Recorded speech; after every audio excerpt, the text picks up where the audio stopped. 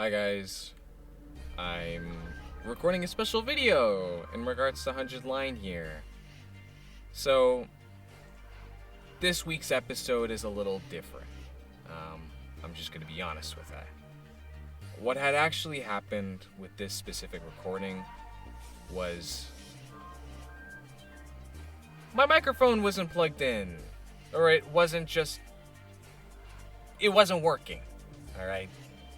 And what that caused is a 1 hour and 38-minute recording session of arguably probably one of the most hype moments, I think, in my eyes so far.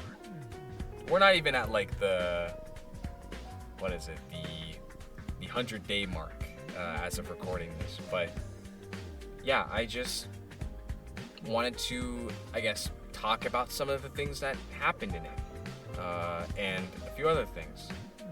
With the previous recording, I was correct in my assessment that they were going to do something to Hiroko, and I was literally in the recording. I was like, dude, I called it, and I remember feeling like cardinal rage just at the fact that like only then that we're starting to get Hiroko to warm up to everyone. Like, that shit made me so angry, you know? But I just remember that being a situation where I felt really gross seeing that. Of course, after the news kind of came out that Hiroko vanished, the group went on to, search for her, but she vanished without a trace. You saw how I used that?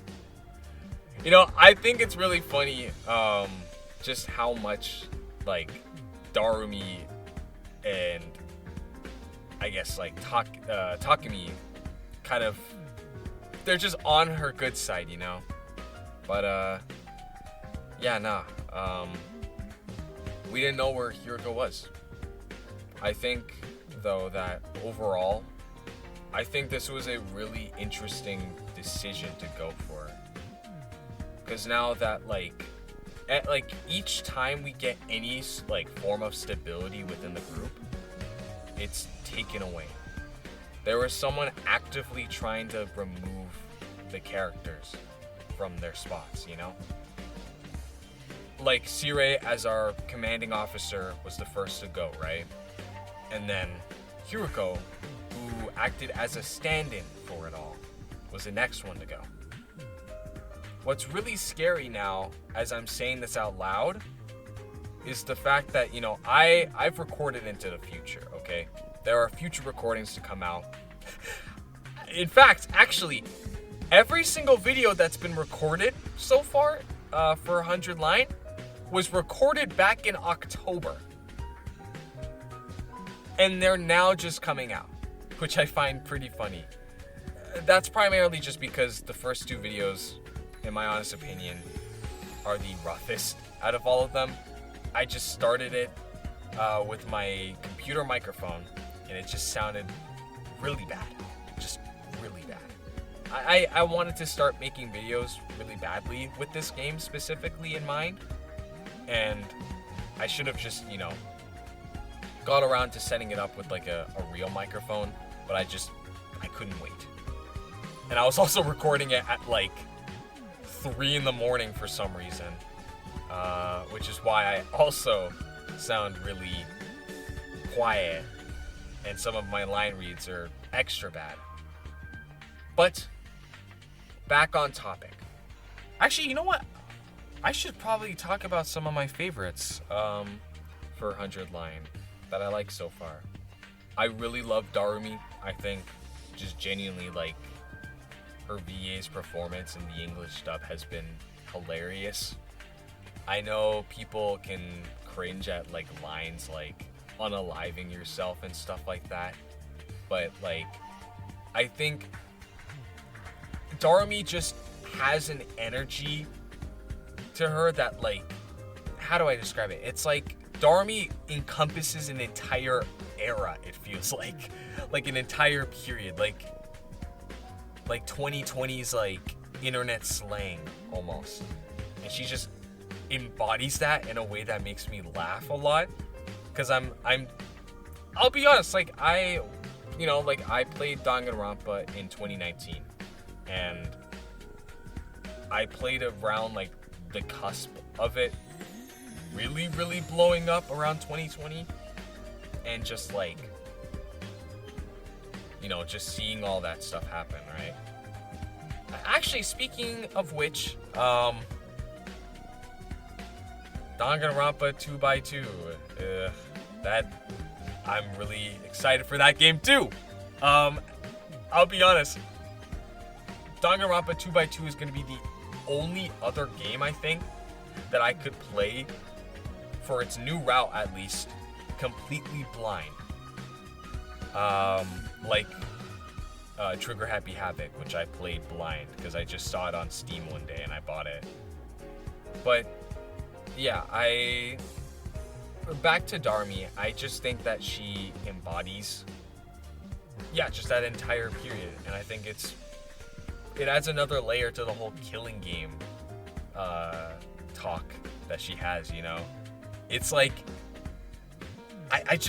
it's literally everything just bottled together. It's like everything Danganronpa bottled together, purposefully, like in a joking manner. And I also just like that she plays arrow gaze too. I think that's fire. But yeah, I think Darmi's definitely in like probably the top 5, I think, for sure. I really like Gaku. Yeah, I like Gaku. He's pretty funny to me. And I relate to him. I'm fucking broke. I'll be honest, I'm broke. And yeah, I can relate to that feeling of like, wanting things to just, I guess, work out. I also like Takumi. He's pretty funny. I think I like him a bit more just because of the fact that he gives off more of an outward, he's more of a proactive protagonist to me.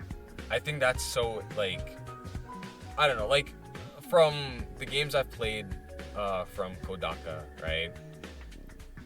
Each protagonist, right? They kind of, they're more reactive usually. Like with Danganronpa, like the main characters are usually reacting to events that are happening to them, and then they react in response, right? Whereas like with 100 Line, like that is similar at times, but I guess it's more so the physical choice to do a decision, I guess, with Takumi. Maybe I think I'm bullshitting here, but I really like Takumi's focus and determination towards getting back to the TRC and protecting Karua. I think that's really interesting. And I also really like Tsubasa a lot. I think her character design is really nice. I really like her lore regarding her and her grandpa and the workshop. And, I can relate to the whole bullying aspect that she has. So, I think she's great. I also like Kako. I don't think I can really rank her in my like personal top 10 of my favorite characters and stuff like that yet. Just because we haven't seen much of her, and Ima, like, he just comes in at like the worst times. I don't know.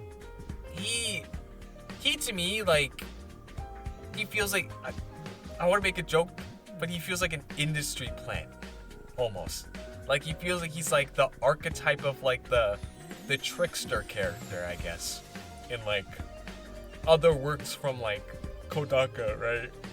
Like, obviously, I feel like the most comparable example would be Kokichi, right? Like, that dude literally lives off the whole concept of just lies and whatnot. And I like Kokichi a bit. Yeah, I don't know. I guess I get more of like a primal rage from Ima a little bit, just because like he's actively belittling characters that are already like not all right, like mentally. Like whenever he talks about like Shoma, he's like, oh, yeah, you're right. You should vanish and stuff like that. I'm like, dude, like you need like it makes me angry. Like it's crazy. Like where I am currently with the recordings is I've recorded like an extra like 4 hours of these videos, right? And you know, like how I feel about some of these characters are reflective of that, I'd say. But back to Ima. Yeah, I like Ima for what he's doing in the narrative. I think he's a really good character in how he stirs conflict amongst the group. Especially with how him and Eito operate, right? Like these two are like the exact opposite inherently, I get, but they still operate to put, you know, different perspectives into the conversation, you know? And I think it's really interesting. Like Eito is someone who was skeptical at first, right, of Sirei, right? And like, you know, the same for Ima, but Ima was more so like they have different like they're just interesting in how they operate, like I guess. I was gonna go into like a whole tangent, but I'm gonna hold myself back. But yeah, like I like Ima for what he's doing. I won't lie though, I do get angry when I think about him. Yeah, I think I don't know if I'd put Eito in my like top 5 yet. I like him quite a bit. But I don't know. Like, I guess what I like in character, I do like Eito, but like, I don't know. He's just so complicated to me. Like, I like him. I know a lot of people like him online and whatnot, and I'll be honest, I'm starting to get to the point where I'm just getting bits of spoilers, which sucks. So luckily with the game like 100 line though, actually, if you get spoiled, you literally don't even know when it's gonna happen. Like you genuinely don't know. For all I know, it could just happen in a different like route, just because of how many like different endings and like scenarios I guess happen. Yeah, I do like Eito. He's probably number 6. How many Suns are there? There's 10. There's like 10. I'm talking about like top 5. That's like I sound stupid. Okay, this is just a ranking. I'll just rank them down. Number 1, I'm gonna say Takumi. I'm gonna say number 1 Takumi, number 2 Darumi, number 3 Hiroko, and I think number 4 Tsubasa. And then for number 5, I'm gonna put Takemaru. I like Takemaru quite a bit. I think he's really funny. But yeah, that's my ranking. I'd probably put Tsubasa higher than Hiroko, but as of recording this, I've seen her full like. I've seen quite a bit, I think, about Tsubasa so far to be able to rank her here as like a first impressions, right? So, but I also just really like Hiroko's presence in the story. Like she's such a force of nature almost. That's the thing. I don't know. Like that's why I'm so sad that she's just gone. Like she's dead probably. Like as of recording this, like I don't know what they did to Hiroko fully or anything like that, but she's just gone. Also, I mentioned it earlier, right, about how I have recorded these videos a long time ago, and it's only now taking me like till now to start posting and whatnot. But my God, I to tell you the truth, I've never edited before.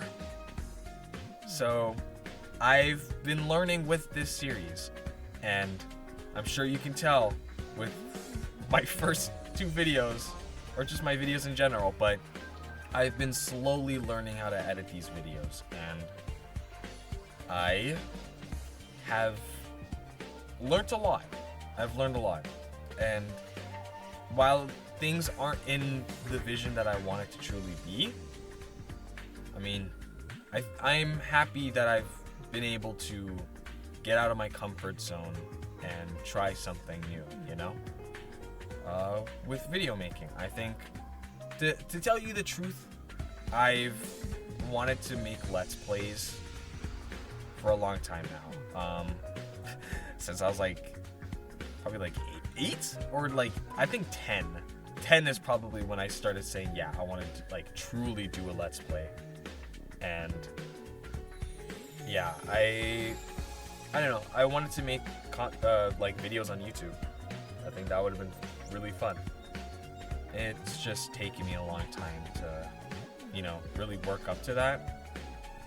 But yeah, I've gotten into a position where I've finally been able to start, and I'm grateful for that. But aside from that, I don't know. I think with these videos, while I really suck at showcasing what makes this game really cool in my eyes from what I've played, I really do want to show off this game and get people to try it out. That's kind of my goal, I think, with this series. This is just make a bunch of videos about it, play through the entire game, cut pieces out of it and stuff like that, and just make it I guess a little secret with